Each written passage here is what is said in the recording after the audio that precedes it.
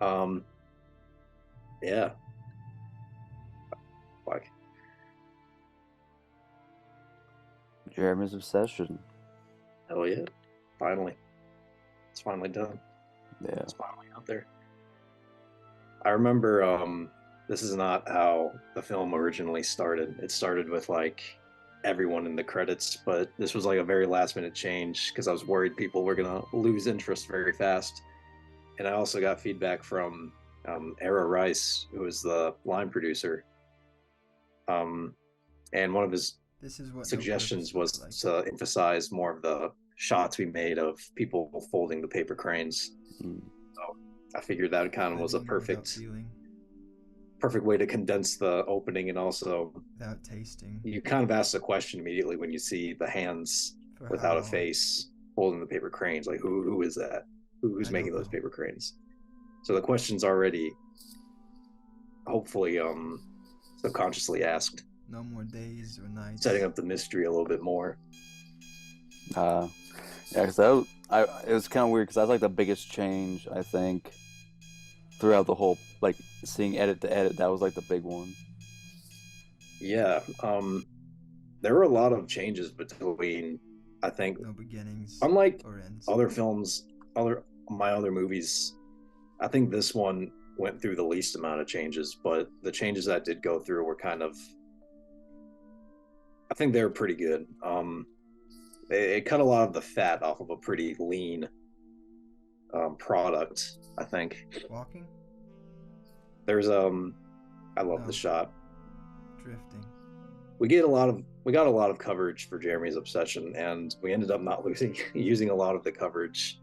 Crossover. But I kind of, it's there, rather have it than not need it, and not have it kind of thing. Exactly. From point A.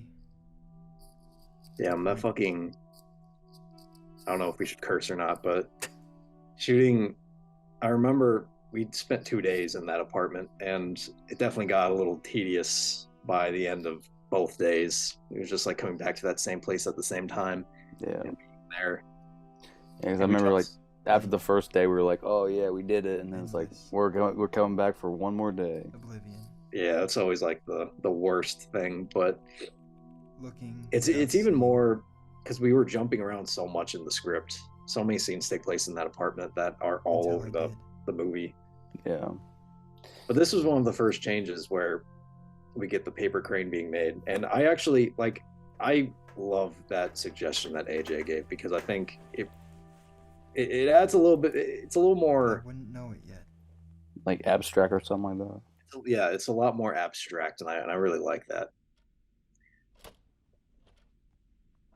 This was my favorite set, and also not ironically, but it was like the smoothest day too.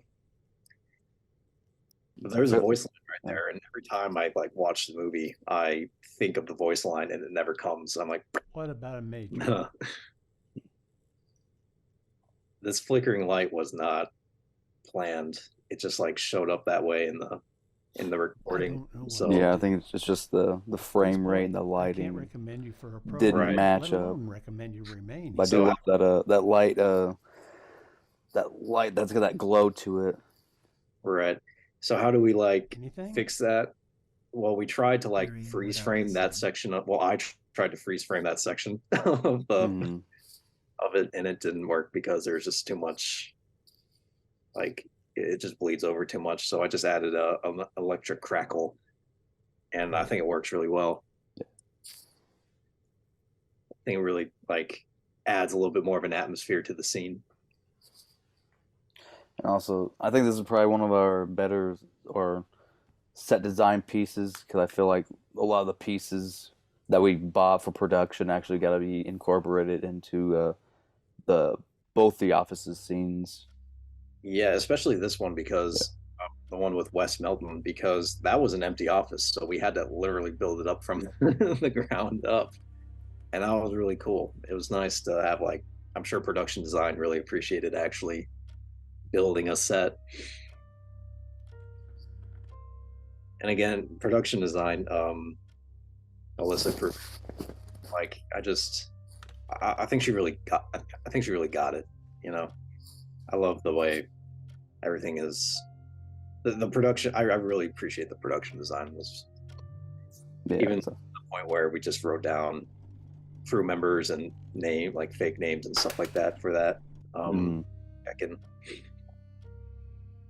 I think that sound effect of so almost all of the sound in this movie is not recorded. It's me going on websites and trying to record my own. And that sound effect of the Clorox wipes hitting the ground was like the hardest to do. Really? Like the other ones, like footsteps and all that, were tedious, but that in particular was hard. It took a while to figure that out. I think definitely finding it was probably gonna be way harder than actually recording it, but I guess we didn't record too many sounds or had like a Foley person to do anything.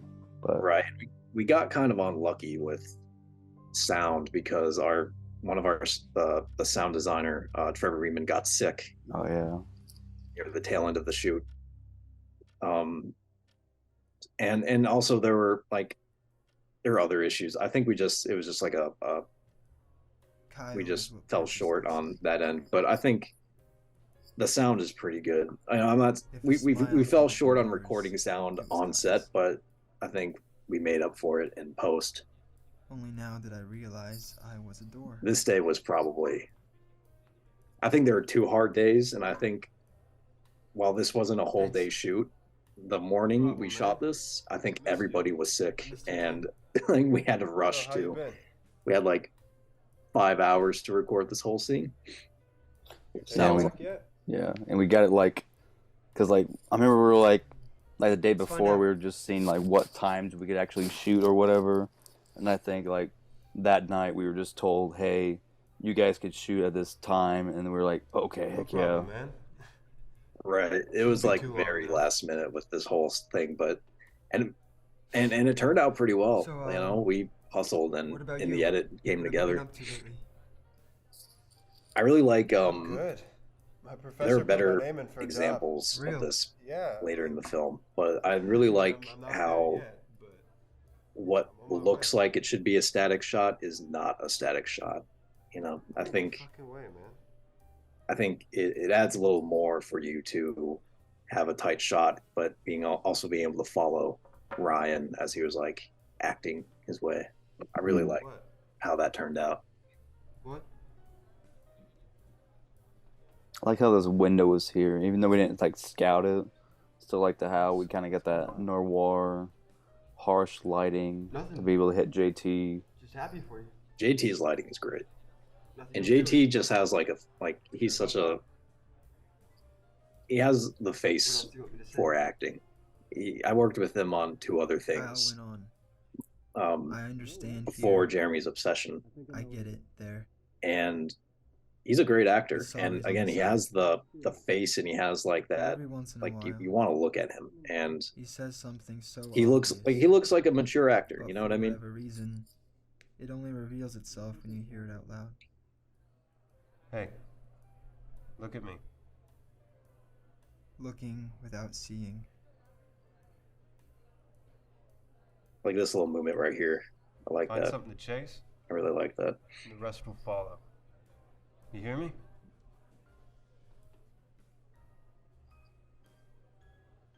I still remember casting JT. That was fun. Listening. We never really do like an official casting process, more like interviews, and I knew JT was going to be in the film. But it was still a pretty memorable kind of get together to like finalize it. We got crane number 2. Until I did. Crane number 3. Actually. Number 3? Yeah, because of the one in the office. Okay, yeah. So this is another back in the apartment. This was an in-shot. There are insert shots. There are 2. So we've gotten them all, but I did them in my apartment over the summer. Again, very last minute, and I did it with like a Canon Rebel. Oh, did you? Yeah, I got a shot of the calendar a close up of the calendar in Jeremy's room in the very beginning, and then I got a close up of that light being turned on. And it works, you know. It turned out pretty well. A man? I love the movement. A Like I woman? love the camera movement that you do and throughout this movie. It's One? very floaty sometimes and very dreamlike. Many? Yeah, because like I said, yeah, because I always kind of feel like it was kind of Starving static, but there are quite a few shots where we actually do move the Political camera activists. around. Right. Even if we don't move the camera around, like that Purpose panning gave shot me of the purpose. paper cranes all on the table, or Yeah, Drew me in but we're deeper also into like cave racking focus. You know, we're kind of changing, when I looking should at have been trying. cranes more in the background, and we're looking at cranes right up in front of the camera, and that also adds a little something to the shot. I like that one shot. We kind of just I think it was probably a one taker that where the camera's floating through the bunch of origami cranes. I think that's kind of a cool little shot. I don't even think we like did another one that just happened. I don't know why Just we, worked but yeah. There are And I've two left one-take my wonders in collage this of short film, obsession. so I think that's pretty lucky. Mhm. The next one is coming up near the very end, but the score, working with Riley and Maddie on the score, it was really fun. I worked with them once before, but I had no references. But here I had references. There's a lot of Apocalypse Now and a lot of Blade Runner inspiration, and with this flute that is the motif of the paper cranes, that's directly from Apocalypse Now. Whenever Willard is reading the Another dossier, I think it's perfect, especially in this And the scene. This is fire my rages I on. think it's my favorite implementation of the paper crane flute, and I love this cross dissolve. That afternoon, One of the Salinas iconic Shizuko was Sadako's first cross visitor. She cross smiled dissolves. mysteriously I love and them. held something behind her back. And it just made sense Shut in this your eyes, movie. she said. A teacher? That's the thing. The voiceover Or his wasn't students. written. Was The pleased voiceover with was written herself. before we shot it, but we I figured out a didn't way shoot. for you to We get well. shot it with a she said voiceover in proudly. mind, or in Watch. case. Mm-hmm. She It cut wasn't a piece of solid gold one. It was paper only until into a couple large months later square. when I In a decided short that time, the she had film folded needed a it voiceover. over and over So into a instead of the voiceover dictating beautiful- the movie kind of dictates the Can I help voiceover. you, sir? And the walking, no, drifting, I thought was a really cool way of kind of pointing out the cross dissolves. The cycle continues, leaving you in the HD was inescapable great. dark. HD came in with, for this short But role, he came in inevitably, with like a whole wardrobe. The spark reignites. Oh my gosh. Yeah, I keep forgetting that HD's in this. Yeah. But yeah, that's because he's a chameleon. He is a chameleon. Used to run the theater department at SIU, so I guess he's always down to act. You could just Yep. ask him politely. Yeah. And there's a Sam's Kubrick stare. It's his little cameo. I remember my hair was crazy that day. This was the same day we shot the office scenes, and someone said it looked like I was eating mercury because my hair was crazy. I had like a 5 o'clock shadow. But that scene, I think you directed that scene. You directed that whole scene. Yeah, it was a thing that kind of just came up last minute, and it was kind of we had a bunch of moving parts and kind of how to nail it. But I think it turned out. Oh yeah, The deeper definitely I went, directed the hell out of that scene. This is another the one of my favorite flickering tracks in the flame whole made the movie. shadows dance on the Yeah. walls. I think it's one of my favorite scenes in the. We get the blinds again blasting And I'm through. left wondering You can just see the crane. Oh, it's great. And then if the I'm shot chasing a mirage. of, spoiler alert, Jaime, my dad, No, as Kurt. I asked him about it. We shot this in slow motion just to chasing make an it smoother oasis. and to make it easier on him to like hold this pose. And he said that was probably the hardest thing of this of the short of his time on set.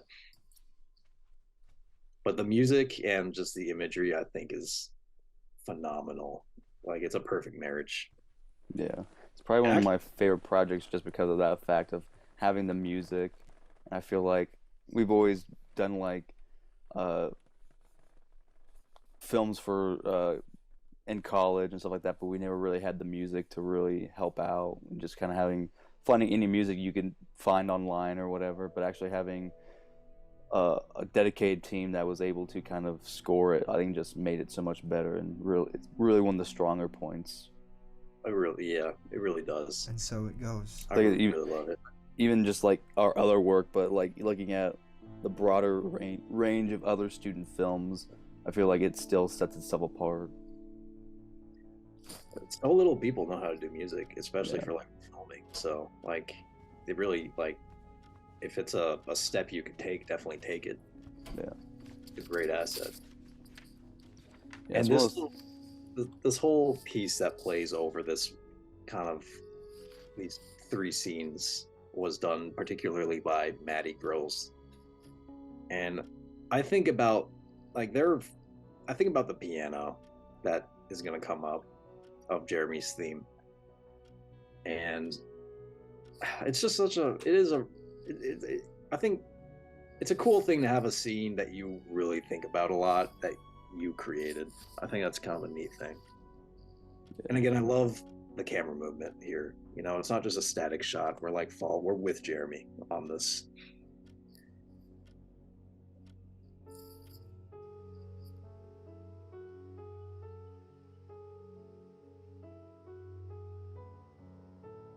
And this is the only outdoor stuff that we did for Jeremy's obsession. Yeah. We were lucky it was on probably the nicer day. Mm-hmm. Probably the easiest day, to be honest, because this was like the morning, and then just the folding the cranes part. All the abstract stuff. You're right. Yeah.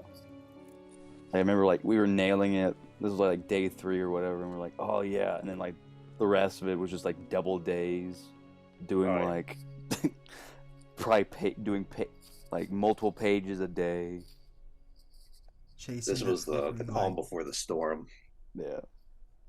Does anyone have any questions? And then your cameo of your mom. It might. Yes, Will. We had to do all these these I thought it meant a classroom lot, scenes on the same day too, and the text that the author puts this was on the same day we shot West Melton stuff. It doesn't have to be and I think that's kind of weird. It's kind of fun remembering what stuff we shot on the same day.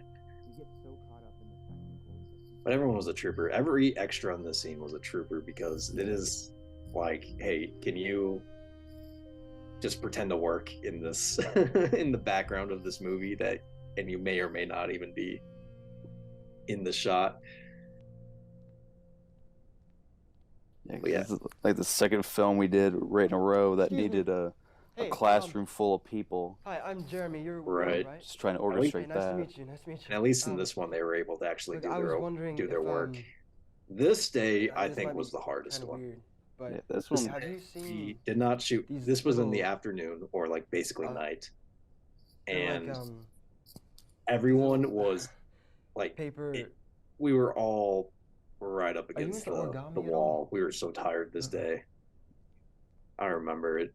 But if you look to Jeremy's left on that little thing coming off the wall, you can see a paper crane. Dude, I think that's a neat touch that I always forget. Oh yeah, like I've seen this probably multiple times. I've never noticed that. Well, also a production designer, but one of the things that made this day so hard was using the dolly. In fact, I think this is the day the dolly broke, because we were going to use it in a couple scenes previously. Yeah, I like the idea of the dolly, but it's just like the one we have is just so broken, and we don't even use it correctly. And then also, it's on top of that, it's also adding light to the thing, the dang mechanism. Right. Oh, I kind of hate that. That should have been. It was always a little soft there, but also kind of. I'll just make an excuse of saying like, oh, it's Jeremy trying to process it all. But no, it's very hard, especially doing all that. Plus, because we have to use a softener to kind of get a softer look and all these like bloomed out highlights and stuff like that. So always telling if it was sharp or not was always a difficult task to be done. Right. That is the importance of a monitor is definitely use a monitor, guy. Yeah, we can use a monitor, but it's just like I've been stuck. Try that's the softener. Like you have to trust like what the camera is saying that's in focus, and also trust your eyes as well. I also love how this scene kind of turned on without me. This scene was probably the most not improvised, but like that's why you've been leading. We did not know what we were. This was very last minute trying to use this room. What the hell are you talking about? And we had to figure out how to light it, and it took us so long to figure out that we had our lunch break or dinner break, and we didn't shoot anything. And then as soon as dinner stopped, we really put the pedal to the metal. Made and gold. They told me I would find you but I kind of had an idea how I wanted to light it, but like played your game long enough, then I like how like this is really where you're like, oh yeah, Apocalypse Now is definitely like that whole montage towards the end of Apocalypse Now. My purpose gives me this type of vibe. And I'm here now. And it's funny because I gave Walker Spalding, who also scored bits and pieces of this movie, he scored this scene, and I thought that was also a very last minute change. But the reference I gave him was when Kurt was talking to Willard for the first time. Do you think I knew I'd be here? So this is Walker's. This is Walker's work right here. Okay. Excellent. It's exactly what I was looking for. And you're chasing a fantasy. We had to ADR a bit of Ryan's dialogue. I see you heard. And it was kind of difficult because Ryan kind of started over himself. You know, his character is very. You left me, so I would find this is a very big moment. How the hell could I? Jeremy to. I don't even know your name. Like, I've been making those for 30 years. You know, this is something. This is the wall he needs to hit. And the way Ryan acts it is great, but also it makes it hard for him to recreate it. Yeah. But he does it really well. And this was also like we recorded Ryan's ADR with the voiceover. Oh, really? Wow. Jaime, sorry, my dad. He was very intimidated. He started reading his lines, and he was like, I can't. He was talking the whole time. He was just talking up Ryan. He was like, Ryan knows his lines. Ryan's prepared. Ryan's all these things. And I think he's too hard on himself sometimes because I think Dad does an excellent job. I think he does a fantastic job. Yeah. But it's funny because the power dynamic for our whole lives is that like he's my father and I'm his son, but here I was the director and he was the actor. So I had to like kind of take an authoritative it was the dynamic between us changed here, and it was kind of interesting to navigate. Want to know why I do was this your biggest collaboration to date? Yeah, because in my previous two films, he's almost like he doesn't say any lines, and he's kind of just like doing very basic stuff. But here he has like, you know, there's blocking and there's lines he has to remember. We had a Dana Dolly for 2 shots, and I think this is the second one and the only one that really made it to the film. But it's a great use of the Dana Dolly, I think. Yeah, I think we had a lot more, like especially when Ryan was coming in, but I guess we just didn't use him, and then also it was probably didn't work. But like, I like the Dana Dolly shot. I think when you said that, I was like, oh, that's so good. You're absolutely right. I almost forgot about that. There was a Dana Dolly shot following Ryan into the room. Yeah, we had that one, I remember. And it did not work. Yeah. We were also like 15 minutes out from wrap, and we were on time the whole week. We're like, we're not gonna break this streak. This is the one-take wonder, by the way. Yeah. You can imagine why it was a one-take wonder. We did not want to set up all those paper cranes again.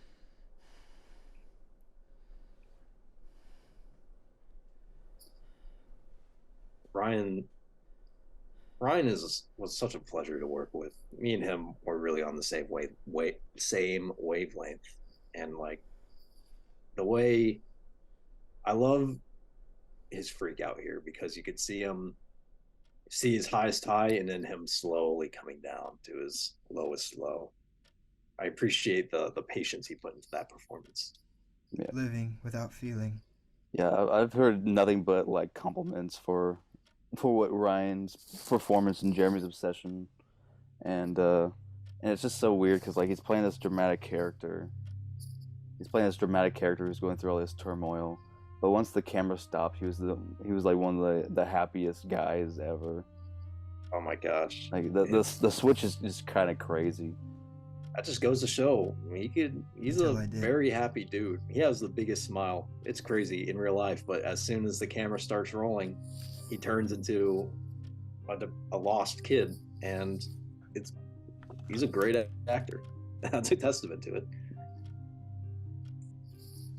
It's always trippy shooting the last scene not on the last day. I think about that. And I love that Alyssa dropped the E in Jeremy. I think that's a great representation of who he is. Yeah. But I love Ryan's patience with his performance. He takes his time, and it really helps, not only like dramatically, but as an editor, gives you some space to work.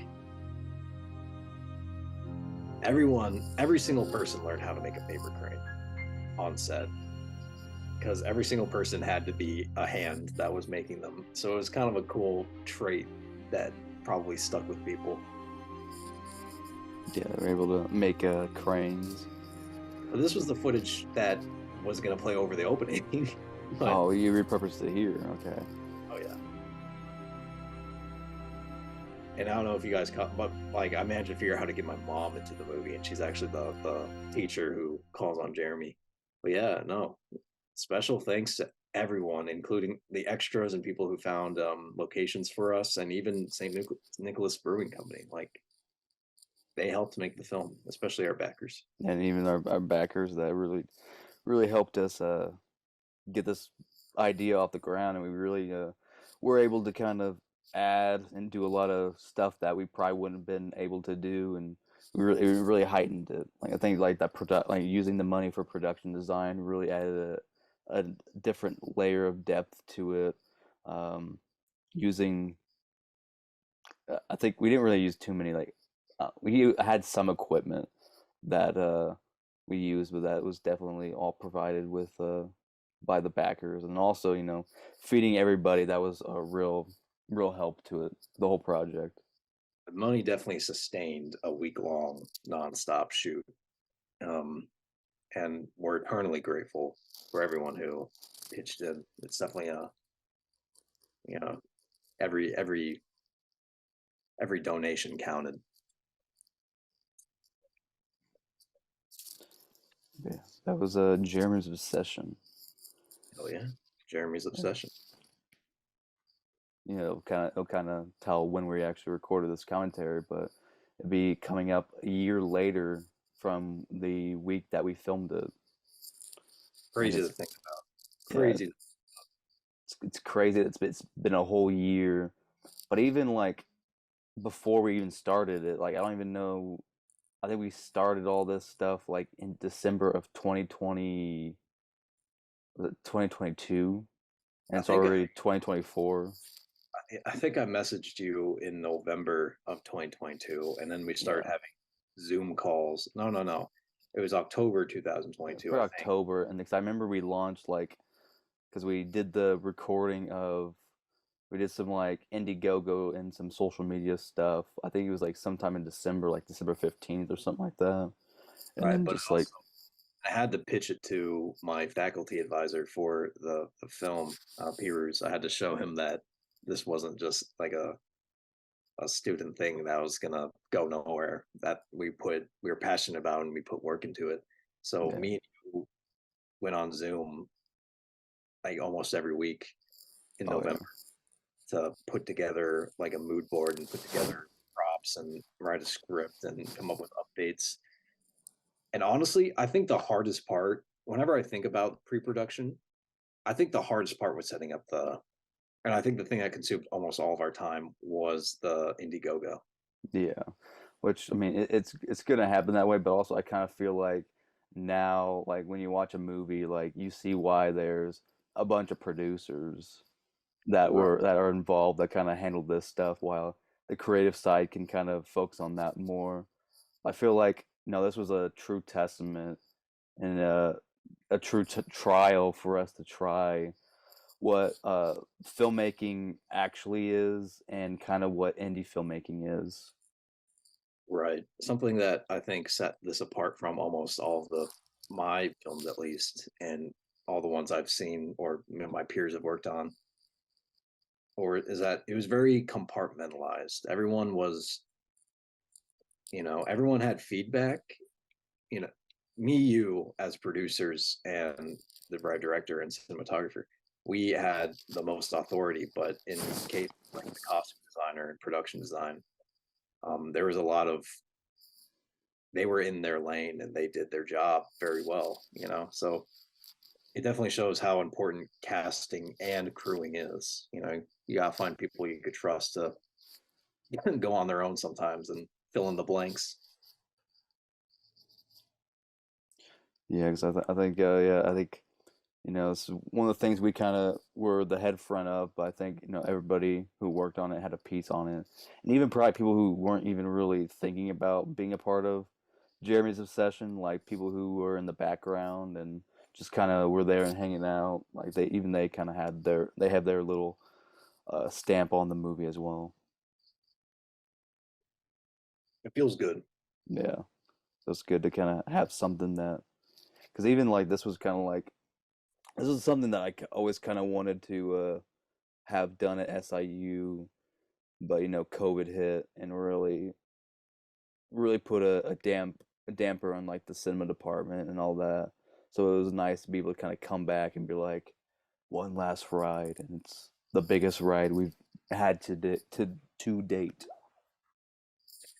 Oh yeah, it was definitely stressful, but oh yeah, the stress, it pays off, and the film is so far reaping the reward from and being recognized in various festivals, and we can only hope for more future success for it.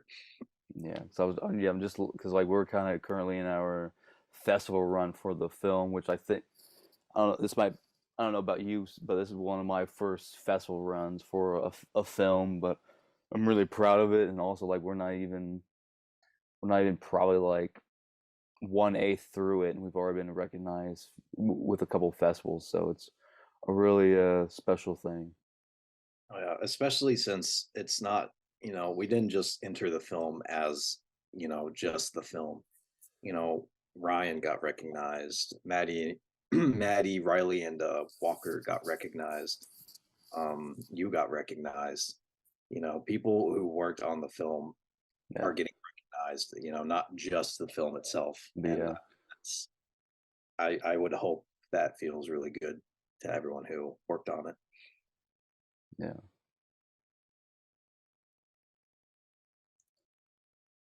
Any final words? No, I think the film speaks for itself, and I think what we had to say was hopefully a breath, kind of a little insight to see what went on behind the madness behind Jeremy's obsession. Stay tuned for Jeremy's obsession too. Obsessions. Let's just sell out. Let's do it, baby. Yeah.